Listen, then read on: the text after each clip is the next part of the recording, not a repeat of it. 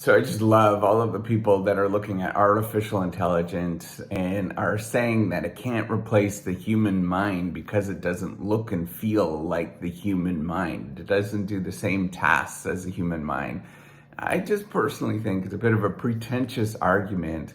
There's two things I want you to think about. The first thing is, do the technologies of the past actually look like the thing that it replaced? I want you to think about a shovel. Does that actually look like a hand if you're digging in that's what we used to have to do years ago. We used to have to dig in the ground with a hand.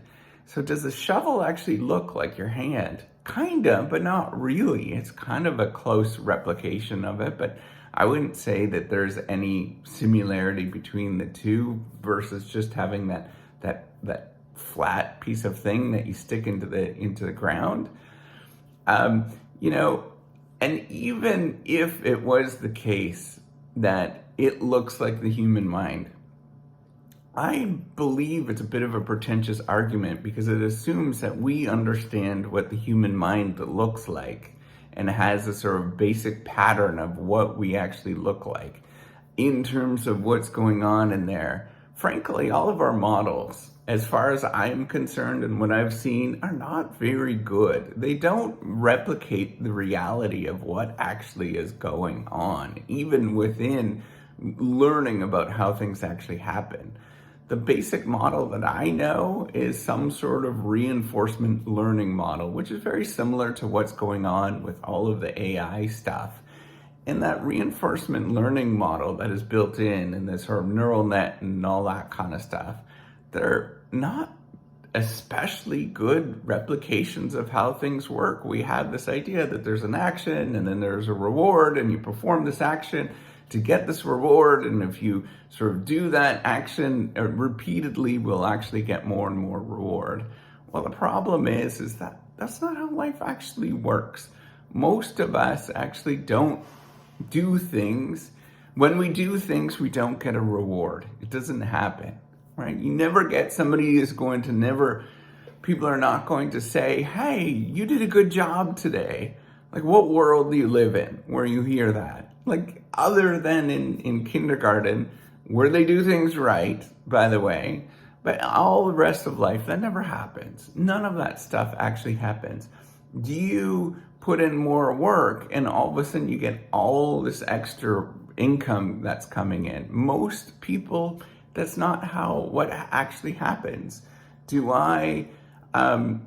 If I was to go even long time ago, right? If you're thinking of when we were in clans and doing all of that kind of stuff out in the woods, if I was to go out into the wild and try to find some something to eat, and I spent days looking for it, there'll be days where I'm not going to get a reward. There's nothing that's happening. And so what is actually going on is a lot more deeper and profound than the sort of basic models that we actually have. And it also assumes when you have this sort of stimulus response kind of model that's baked into much of this kind of stuff. And I realize that psychology is moved, they've done a lot of stuff, but it also assumes that all of these thoughts that are going on in your head and all those kind of things are, they don't matter. But they do matter, right? Like all of that stuff that's going on, it sort of shapes the history or shapes your perspective and where you're gonna go. There's lots of things that are going on. Your feelings matter. All of those things matter. And, the thing is we don't have very good explanations for all of that stuff, how that all works and comes together and makes sense and sort of coalesces. We have sort of smatterings of explanations, but we don't have a very good explanation of how to put all of these things together. And if we did, it would be kind of a mess, right? It's the same thing when you look at machines and how they work.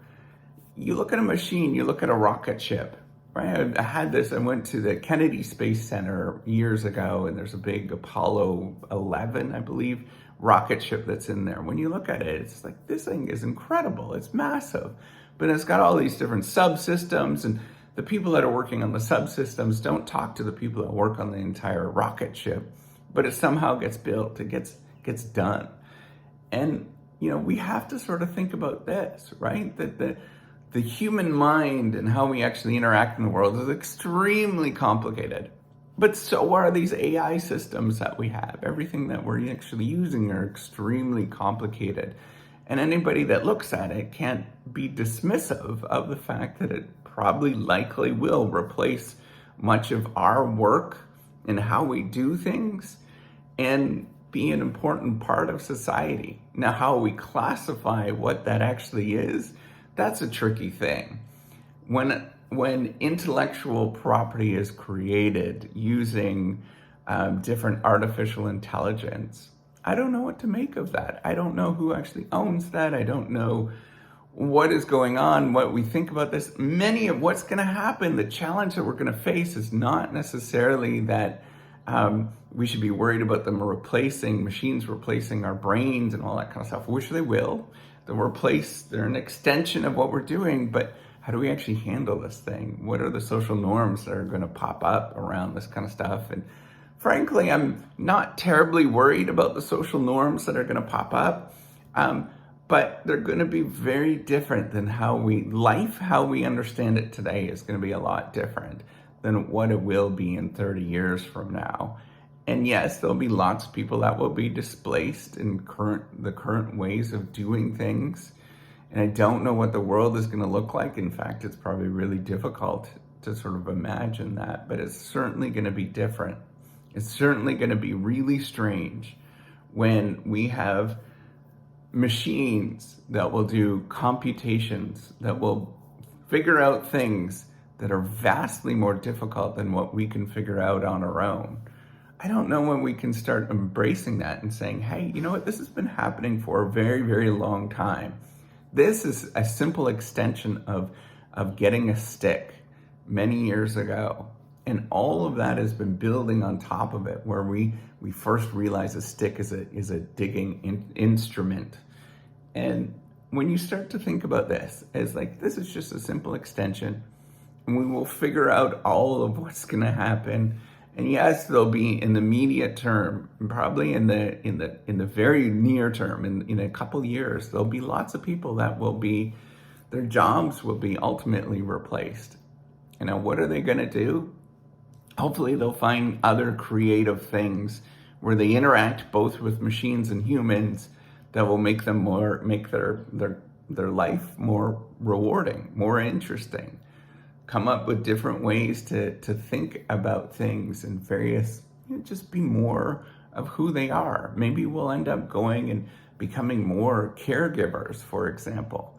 Man, there is a lot of people in this world that we should be actually caring for in a better way. And we don't, because we're too busy thinking about all the sort of problems that we have. And there is a lot more other things that we could be doing with our time that is perhaps more important than many of the things that you and I actually do that add value to other people, to me, to my family. And perhaps we should be thinking about those particular things. Man, I don't know about you, but my life certainly is not fulfilled on a daily basis, right? Maybe you are completely fulfilled, but I don't think so. I think we're all very similar. We're very human. And if there is a way that I can find that I can get more things done with a simple tool, and those things could be anything. Maybe it's telling somebody I really appreciate them. And I just say, I talk into this machine and I say, hey, can you send 100 emails, different emails to people that I like, and say, hey, I really appreciate you. And can you tell a little story about what happened in the past? Because all of that will be recorded in a memory. I think that's pretty cool. Perhaps it's weird, but I think it's pretty cool to be able to do that kind of stuff. All right. So remember, just because it doesn't look like the way that you think it should look and feel like the way that it should feel, doesn't mean it's not going to replace how we actually do things. This stuff happens all the time, and it doesn't have to look the way that we think it should look like or feel the way that it should look like. Technological progress comes in all sorts of interesting and amazing ways. All right, take care. Have a wonderful day. Give me one of these.